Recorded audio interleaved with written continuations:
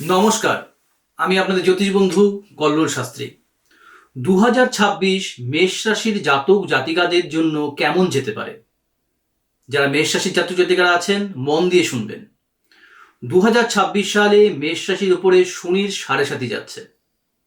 তা মেষ রাশির জন্য পরিশ্রম, ধৈর্যের বছর। হঠাৎ সাফল্যের চেয়ে ধীরে কিন্তু স্থায়ী উন্নতির যোগ বেশি।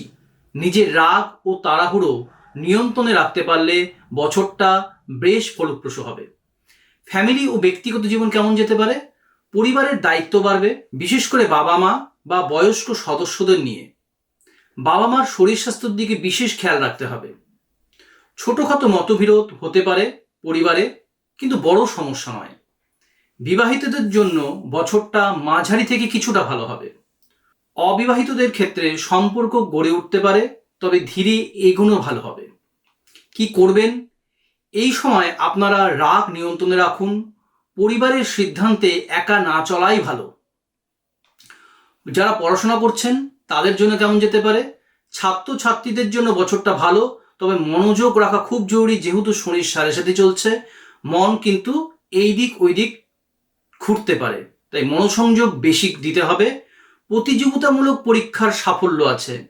যারা প্রতিযোগিতামূলক পরীক্ষার জন্য চেষ্টা করছেন তারাও ফোকাস ভালো করে দিন, কারণ এই সময় তাদের রেজাল্টটা কিন্তু ভালো হবে। টেকনিক্যাল, বিজ্ঞান, ইঞ্জিনিয়ারিং, স্পোর্টস সংক্রান্ত পড়াশোনায় শুভ ফল পাওয়া যাবে। যা করবেন আপনারা পড়াশোনার সময় অবশ্যই সরস্বতী দেবীর বীজ মন্ত্র জপ করুন। নম ঐং সরস্বতী নম, অন্তত প্রতিদিন 11 বার পড়ার সময় এবং পড়ার থেকে ওঠার সময়ও এই মন্ত্রটি 11 বার জপ করে উঠুন। দেখবেন এতে সাফল্য পাবেন। চাকরি বা ব্যবসা বাণিজ্যের সাথে যারা যুক্ত আছেন, চাকরিজীবীদের জন্য পরিবর্তনের সুযোগ আসতে পারে। প্রমোশন বা নতুন দায়িত্ব পাওয়ার সম্ভাবনা। ব্যবসায় ঝুঁকি নেওয়ার আগে ভালোভাবে হিসেব করুন। যেহেতু শনির সাথে সাথে যাচ্ছে, ব্যবসায় আপনি বেশি ইনভেস্ট করলে খুব বুঝে শুনে কিন্তু আপনি ইনভেস্ট করবেন। নতুন পার্টনারশিপের থেকেও কিন্তু আপনার সাবধানতা জরুরি। যা এড়াবেন, হঠাৎ চাকরি ছেড়ে চলে যাওয়া। একটা ভালো অপরচুনিটি আসছে, আপনি না বুঝে হঠাৎ জাম্প করবেন, সেটা করবেন না। শনির সাড়ে সাথে চলছে, খুব বুঝে শুনে আগাবেন। আইনি কাগজপত্র না পড়ে কিন্তু সই করবেন না। এবং যাদের জমি জমা সংক্রান্ত সমস্যা যাচ্ছে, কোনোভাবেই না পড়ে আপনারা সিগনেচার করবেন না, কারণ আপনারা প্রতারিত কিন্তু হতে পারেন। অর্থভাগ্য কেমন যাবে? অর্থ আসবে, কিন্তু এর সাথে খরচাটাও বাড়বে, যেহেতু শনির সাড়ে সাথে এখানে যুক্ত হয়ে আছে। বিনিয়োগের আগে বিশেষজ্ঞদের পরামর্শ নিন, বা যারা ভালো জানেন সেই সাবজেক্ট সম্বন্ধে তাদের সাথে আপনারা আলোচনা করে নিয়ে তারপরে বিনিয়োগ করেন।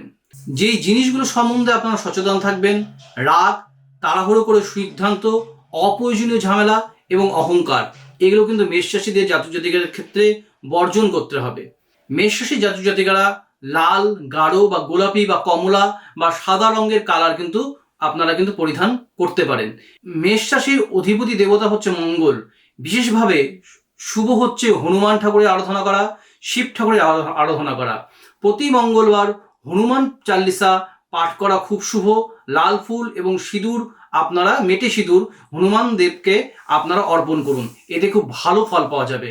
এবং এর পাশাপাশি যারা মেষ রাশি জাতক জাতিকারা আছেন, এই বছরটা যদি আপনারা মুসুর ডাল দান করতে পারেন, তাহলে কিন্তু আপনারা খুব ভালো ফল পাবেন। আশা করি আপনাদের 2026 খুব ভালো কাটুক। শেষে বলছি, 2026 সাল মেষ রাশির জন্য পরিশ্রম করলে ফল নিশ্চিত। নিজের রাগ, তাড়াহুড়ো আর অহংকার নিয়ন্ত্রণে রাখতে পারলে এই বছর জীবনের স্থিতি ও উন্নতি আসবেই। সকলে ভালো থাকুন, সুস্থ থাকুন। 2026 সাল আপনাদের সবার ভালো কাটুক। নমস্কার। আরও ডিটেলস যদি জানতে চান, তাহলে নিচে দেওয়া স্ক্রিনে দেওয়া নাম্বারে আমার সাথে আপনারা যোগাযোগ করতে পারেন। ভালো থাকবেন, সুস্থ থাকবেন।